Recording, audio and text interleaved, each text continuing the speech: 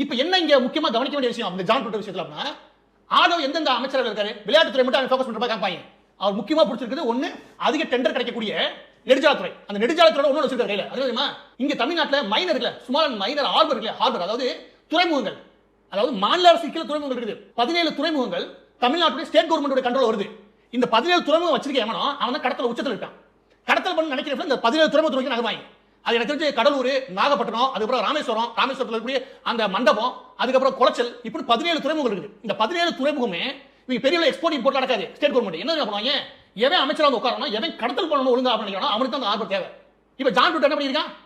பார்டர்ல அதாவது கோஸ்டல் ஏரியால ஸ்மக்லிங் பண்றான். அப்ப இவன் எங்க இருந்து வந்து உட்கார்றான்? அதே இடத்துல ஹார்பர் கட்டுப்பாடு கொண்டு வரான். ஹார்பர் கட்டுப்பாடு கொண்டு ஸ்மக்லிங் ஒழுங்கா பண்ணா இவங்க லஞ்சம் வாங்க தேவையில்லை. இந்த சத்தியமா சொல்ல லஞ்சம் வாங்க தேவையில்லை. உங்களுக்கு கஞ்சா வித்து பழச்ச முடியும், இல்ல லாட்டரி வித்து பழச்ச முடியும். நான் சத்தியம் சொல்றேன். இந்த இடத்துல கடத்தல் இல்லையா? வெறும் இந்த கடத்தல் மட்டும் கிடையாது. இந்த சிகரெட் இல்லையா?